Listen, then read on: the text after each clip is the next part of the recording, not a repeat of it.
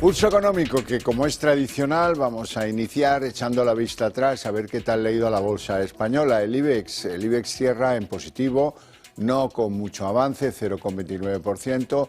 El índice general no vuelve a los 13.000, se queda cerca, 12.967,1. Algunos valores, luego hablaremos de ellos, sobre todo de los dos primeros. Repsol, la que más sube, 7,84 en el día de hoy. Naturgy en segundo lugar, 4,34. Y en tercer lugar, Colonial, 1,49 de avance. Y en el lado de las pérdidas, donde preponderan las manos vendedoras, la que peor día ha tenido es AENA, 1,77 abajo. Arcelor, la segunda peor, 1,43 abajo. Y en tercer lugar, Acciona Energía, que pierde 1,11. Y a continuación les voy a enunciar a título de orientación lo que a mí me parece que va a ser lo más comentable de nuestra tertulia de análisis económico, la que mantenemos aquí cada tarde con los mejores expertos para que a ustedes no se les escape un detalle. Bien, y en nuestra tertulia de análisis económico hablaremos de la colocación del Tesoro hoy. Han colocado 5.483 millones en bonos y obligaciones y han elevado la rentabilidad a 3 y a 5 años. Hay mucha demanda para los bonos del Tesoro, 11.500 millones de euros. ¿La rentabilidad cómo queda?, se preguntarán muchos. Pues a 3 años 2,40, a 5 años 2,70. Eso es lo que da de sí el bono y las obligaciones españolas. Y hay que hablar, porque lo merece, de Naturgy, que hoy ha dado la campanada, la gran sorpresa embolsada de Naturgy, con una auto-OPA, con un dividendo récord, con más inversión y con un cambio revolucionario, o así dicen que es, en el Consejo. La verdad es que van a comprar un 10% de su capital, la autocartera, podríamos decir, a 26,5 euros por acción, y elevarán el dividendo hasta 1,9 euros. Plan estratégico nuevo para contentar a todos los grupos que participan en el accionariado, y ha quedado casi, tantos cambios, ha quedado casi opacado, que han ganado en el último año 1.901 millones de euros. Bien, y ya sin más preámbulos, les presento a nuestros invitados hoy. Don Julián Salcedo, doctor en Ciencias Económicas, abogado especializado en asuntos inmobiliarios y secretario del Club Liberal Español. Muy buenas tardes. Muy buenas ¿Todo tardes. bien? Todo muy bien. Me alegra, Julián. Don Joaquín Robles, que es director comercial del banco portugués BIG, Banco de Inversiones Globales, o Banco de Inversión Global de singular, ¿no? Muy buenas tardes. Muy buenas tardes. Y bienvenido también. Muchas gracias. ¿Cómo han visto ustedes la sesión? Una sesión en la que hoy las energéticas son las que han estirado del carro, tanto Repsol como Naturgy. Joaquín, ¿cómo lo has visto? Sí, efectivamente, es verdad que por razones concretas, ¿no?, que luego comentaremos, pero estamos viendo cómo el mercado sigue muy pendiente de ese inicio de las negociaciones entre Estados Unidos y Rusia y también de todas las amenazas arancelarias de Estados Unidos de Donald Trump. De hecho, el IBEX 35 ayer se encontraba en máximos de los últimos 17 años, por encima de los 13.000 puntos, y se alejó ante esa amenaza, ¿no?, de aranceles de 25% sobre determinados sectores. Y ya para terminar, quizá el protagonista del día de hoy ha sido Walmart, la cadena de supermercados estadounidense, la mayor, ¿no?, de allí, que ha caído más de un 7% por la debilidad en las ventas. Y normalmente esta empresa, al ser la mayor cadena de supermercados, es un indicador adelantado de las ventas minoristas en Estados Unidos, así que veremos si es verdad que se va cumpliendo y se va frenando poco a poco el consumo, lo que puede ser una amenaza para el crecimiento. Julián. Pues sí, estoy completamente de acuerdo. Yo creo que estas amenazas que finalmente no terminan de consolidarse, ¿no?, de Trump, pues lo único que hacen es desconcertar a todo el mundo, ¿no? Porque dices, bueno, si vas a poner aranceles, dilo cuanto antes y nos organizaremos para ver cómo podemos defendernos. Hoy he visto también en algún sitio que la Unión Europea está dispuesta a sentarse a negociar con ellos para los aranceles de los automóviles, por ejemplo, ¿no? Entonces, bueno, claro, esto es un poco desconcertante para los inversores, no saben lo que hacer. Yo, de todas formas, creo que estamos en un momento de espera, hasta el día 27, 28, que empiezan a publicarse resultados por las grandes compañías del IBEX, por las que no lo han hecho todavía, y bueno, aunque ya se saben y se han anticipado en qué van a consistir, pues el mercado está un poco expectante. Por eso rozamos el 13.000, pero no conseguimos consolidarlo. Vamos con el Banco Central Europeo. Ya saben que la principal función del Banco Central Europeo es controlar la inflación. que los precios no se desmanden. Ahora bien, pues nunca se había visto unas pérdidas tan abultadas en el pasado ejercicio. 8.000 millones de pérdidas, es mucho perder, ¿no? Efectivamente, como has dicho muy bien, el Banco Central Europeo, entre sus objetivos, el único, el fundamental, no así ocurre con la FED, es la estabilidad de precios, el control de la inflación. Pero claro, no deja de sorprendernos que haya tenido una pérdida de 8.000 millones de euros, ¿no? Cuando el año pasado también estuvo en pérdidas, pero una cifra más razonable de 1.200 y pico. Yo creo que 8.000 millones... Bueno, también es verdad que las pérdidas del año pasado estaban de alguna manera disfrazadas como consecuencia de la reversión de provisiones que llevó a efecto, ¿no? Pero bueno, 8.000 millones yo creo que es una cifra considerable, pone de manifiesto el desfase que hay entre lo que cobra por intereses y lo que paga. Y entonces no tiene ningún sentido, porque está haciendo un desbalance, está reduciendo el balance. Oye, pues si sabes que te está costando más el dinero, no pagues tanto por los depósitos, no cojas tantos depósitos, ¿no? Yo creo que de alguna manera el Banco Central Europeo está aliviando, mejorando los resultados de otros bancos centrales, Joaquín, ¿cómo lo ves tú? Sí, efectivamente, ellos lo que hacen también es justificar, ¿no?, este resultado porque, bueno, han sido medidas que han ayudado a estabilizar la inflación. También dicen que, bueno, a pesar de esas pérdidas, también han tenido una fuerte apreciación en otras de sus reservas, denominadas en dólar, por la fortaleza de la divisa norteamericana, y también de sus reservas en dólares. Más de 13.000 millones de beneficios, pero bueno, que no han consolidado porque, bueno, no tiene la intención de desinvertir, ¿no?, en este tipo de activos.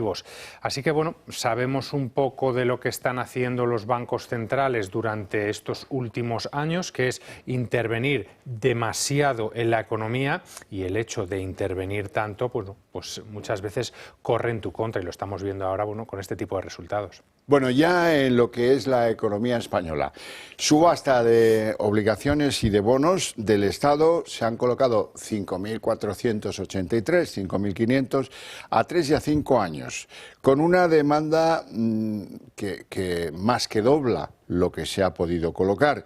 O sea que la demanda sigue fuerte. ¿A qué rentabilidades? El bono a 3 años al 2,40 y a 5 años al 2,70. Joaquín, ¿qué análisis haces de...? Bueno, el análisis que hacemos es que la demanda sigue siendo muy sólida, alrededor del doble, ¿no?, de lo que solicitaba el Banco de España. Es verdad que este tipo de emisiones son ya más para inversores institucionales por el tema de los plazos a 3-5 años, pero lo que estamos viendo es un denominador común. Cada vez la rentabilidad va cayendo más y se espera que siga cayendo. El tipo de depósito, después de los últimos recortes de tipos del BCE, se ha quedado en el 2,75. Ahora se especula en cuánto puede estar de cara a final de año. Hablan de un tipo neutral entre el 1,75 y el 2,25, eso serían otros 2-3 recortes de tipos, por lo que muy probablemente a finales de año estemos volviendo a ver rentabilidades de las letras, de la deuda pública, de los depósitos a el 2% o incluso menos, y se puede volver a ver esa paradoja de que la inflación esté por encima y que, bueno, pues los pequeños ahorradores estén perdiendo capacidad adquisitiva a pesar de invertir en productos de renta fija. ¿Cómo has visto la subasta, Julián? Bueno, lo primero que hay que decir es que en línea con lo que veíamos en subastas anteriores, y es que hay más de 2 veces de demanda de lo que se coloca, ¿no? 2,1, 2,2 veces me parece que he visto, ¿no? En todos los, tanto en letras a 3 meses, como a 9 meses, como en las obligaciones. Sí, está claro que la rentabilidad ya se está ajustando mucho, sobre todo para el pequeño inversor. Pero a mí lo que me parece preocupante es la cantidad, el volumen de necesidades de financiación que tiene España, ¿no? Si no recuerdo mal, las necesidades de financiación serán unos 60.000 millones de euros, lo cual es un crecimiento creo que cercano al 8%, ¿no? Eso es mucho dinero, quiero decir, son muchos millones y vamos a ver qué es lo que ocurre, queda mucho año todavía por delante y creo que si no recuerdo mal eran unas 60 o 60 y tantas subastas las que tenemos que hacer en el año, ¿no? España tiene que tener un poquito de precaución, de cuidado. Naturgy, la gran noticia del día, la Auto-OPA, dividendo récord, 1.901 millones ganados el año pasado, cambios en el Consejo bastante, bueno, de reparto, uno para ti, otro para ti, así, bueno, engrandamos el Consejo y no se enfada nadie. Van a comprar un 10% del capital a 26,5 euros, la autocartera, vamos a ver, ser claros y concretos, ¿no? ¿Cómo veis esta operación? Pues yo creo que Naturgy, desde que entró el presidente actual y con todos estos intentos de colocación de OPA, que han sido hasta ahora frustrados, está siguiendo una política en la que fundamentalmente lo que prima es lo que ha reestructurado ya de una forma muy importante es la compañía. Se habló en un momento determinado de que iba a dividirla, a fraccionarla y a venderla por partes, cosa que no se lleva a efecto ni que parece que se vaya a poder llevar. O sea, ahora mismo las únicas opciones es una OPA que sea, digamos, admitida por el gobierno español, ¿no? Lo que ha hecho, mientras tanto, es esta operación de este 10% de recompra o de auto-OPA, como ha dicho muy bien, lo que supone es dar una salida a algunos de los accionistas que tienen en torno a un 30%, a BlackRock en concreto, para que mediante esta fórmula pueda ir soltando lastre hasta que esto se materialice, ¿no? Me parece a mí. Joaquín. Sí, efectivamente lo que dice Julián, y es que hay que tener en cuenta que Naturgy, entre sus 4 principales accionistas, tienen un poquito más del 85% de las acciones. El problema de Naturgy, entonces, es el poco capital flotante, las acciones disponibles. De hecho, eso le llevó a salir del Eurostock, ¿no?, hace 2 años, y también está generando muchas tensiones entre el Consejo de Administración para ponerse de acuerdo, como decía también Julián, con ese proyecto Gemini, que decían de separar sus unidades de negocio, también cuando vimos la OPA, y bueno, esto veremos si de verdad va a facilitar que algunos accionistas puedan reducir su participación para que se pueda ver una mayor claridad de su plan estratégico. Pero bueno, aún así estamos viendo que los resultados han batido expectativas, ha aumentado el dividendo y el plan estratégico sigue siendo claro. El dividendo, lo hemos contado antes, 1,9 euros por acción. Ese es el compromiso. Vamos a hablar de Repsol a continuación, otra energética, con un aviso de su consejero delegado, expolítico él, Johnny Maz, dice que ya empieza a notarse la caída del precio del gas en los mercados, hija de la llegada de Trump a la Casa Blanca. Bueno, pues muy bien. ¿Qué pasa en Repsol? Pues que disparan el dividendo a tasa récord, más 8%, a pesar de que los beneficios se hayan desplomado 44, casi 45%. Ellos dicen que van a pagar casi €1, 0,975 por acción en efectivo, y este año. Bueno, y pues le debe haber gustado al mercado el anuncio, porque hoy Repsol se marca un subidón de campeonato, 7,84 arriba.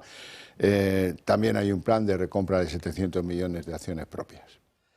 Que los resultados de Repsol en 2024 no han sido buenos, sino yo diría francamente malos, pues es innegable. Una caída del 44% en el resultado neto final, pues es mucha caída. Claro, al final ya sabemos que los ajustes de los,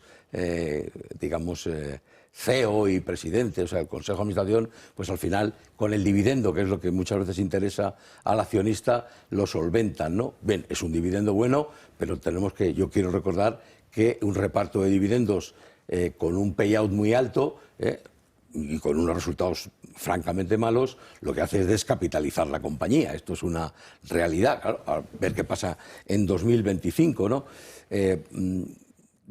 Yo he leído el informe del presidente Johnny Maz en la presentación de resultados, y lo que dice, aduce causas geopolíticas para justificar. Bueno, las causas geopolíticas nos afectan a todo, ¿no? Es un mal resultado.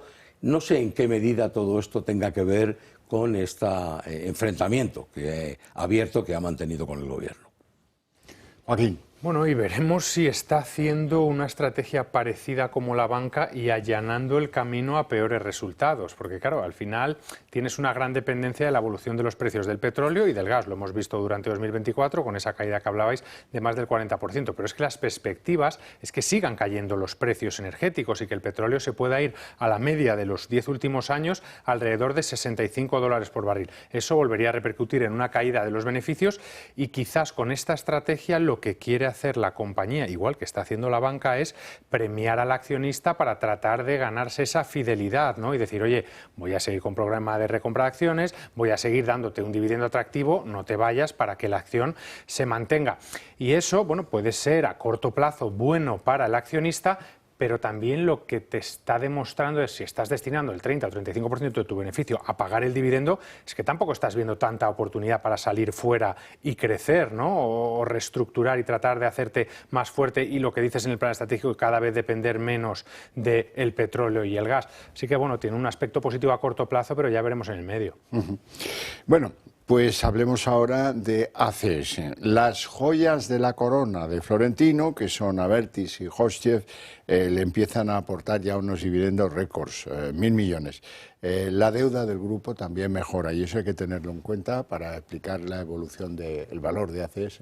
Sí, es una de las compañías que tiene un menor ratio, ¿no?, de deuda en este sentido, a pesar de que trabaja en un sector que ya de por sí es muy intensivo. Y lo hemos hablado mucho, ¿no?, en este programa. ACS fue una pionera en su sector, en el sentido que fue poco a poco dejando la construcción y empezando a irse a otro tipo de negocios como son las concesiones. Y de ahí que le están viniendo tantas dividendos por parte de sus filiales. Y ahora está volviendo a dar un giro de tuerca y yéndose a por un mercado que puede ser de los que más potencial tenga, y también un mercado muy rentable, que es todo el tema de centro de datos y almacenamiento en la nube, ¿no?, de crear esas infraestructuras y también dotarlas de la energía necesaria.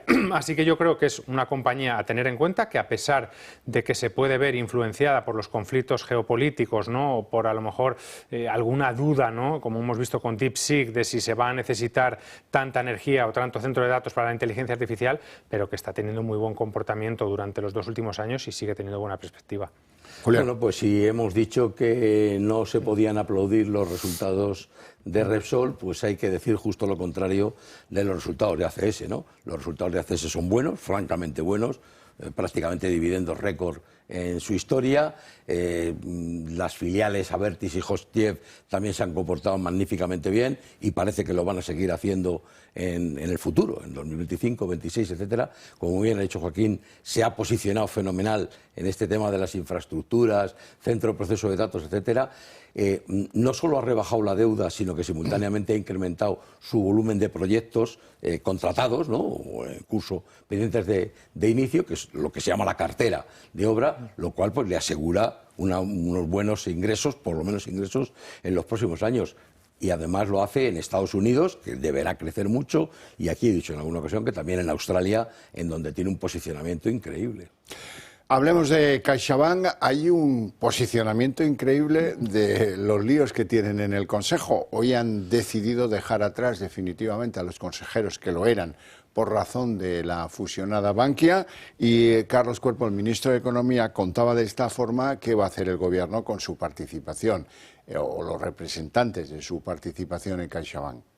Nosotros hemos propuesto darle continuidad a Teresa Santero, que es la consejera que representa al FROB, precisamente por dar una señal positiva, ¿no?, de aceptación y de apoyo al cambio, a la renovación en la presidencia de CaixaBank. Es importante para nosotros también que se mantenga el número de independientes que existía anteriormente, porque es una de las recomendaciones también del Banco Central Europeo para asegurar la buena gobernanza del banco, y esperemos que así sea. ¿No van a pedir un segundo consejero?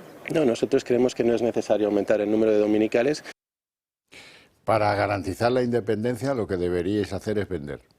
Bueno, ya yo creo que el Gobierno tiene bien controlado a CaixaBank, a Criteria Caixa y a todo lo demás en este equilibrio que está buscando en las participaciones que le da. De alguna manera, Criteria Caixa por lo menos se ha convertido en el brazo armado del Gobierno para resolverle muchos entuertos que no tiene, ¿no? Entonces, bueno, vamos a ver, yo creo que el Gobierno ya tiene bastante, sin necesidad de tener más representantes, o como él dice, más dominicales en el Consejo, ya tiene bastante capacidad de influencia, no sé si de decisión, en el Consejo de CaixaBank. Por cierto, que hoy el señor de la motosierra, Javier Milei, el presidente de Argentina, ha convertido en sociedad anónima, por tanto privada, al Banco de la Nación, que es un banco enorme en la Argentina, un banco muy grande, y que, bueno, pues esto seguramente va a ser muy aplaudido y muy interesante ese banco a futuros para muchas entidades que puedan intentar o querer o que tengan abierto el apetito.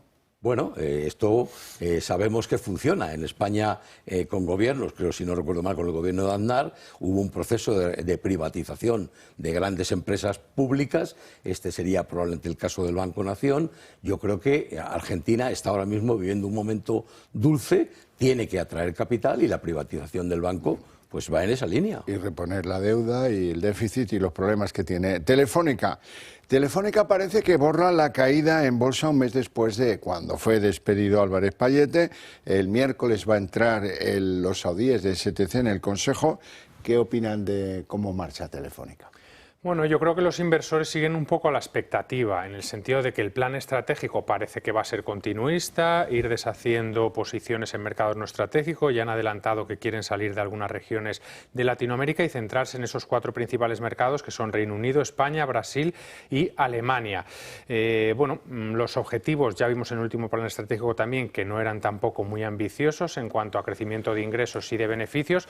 Seguirá siendo un gran objetivo el reducir deuda y lo que comentaba al principio. Yo creo que los inversores están a la expectativa de, vale, esto es hacia donde va Telefónica, pero va a haber algún tipo de interferencia política, ¿no? Porque ya hay muchos rumores de si la parte de Indratec va a ir a Telefónica porque acaba de comprar Hispasat, y yo creo que ese run, ¿no? Ese ruido es lo que puede generar cierta dudas, ¿no? Algunos inversores. Eso y alguna imprudencia, por ejemplo, ir a invertir a Venezuela en estos momentos saliéndote de Argentina, pues no sé, le va a costar a Murtra, el nuevo presidente, que eso lo entiendan los accionistas.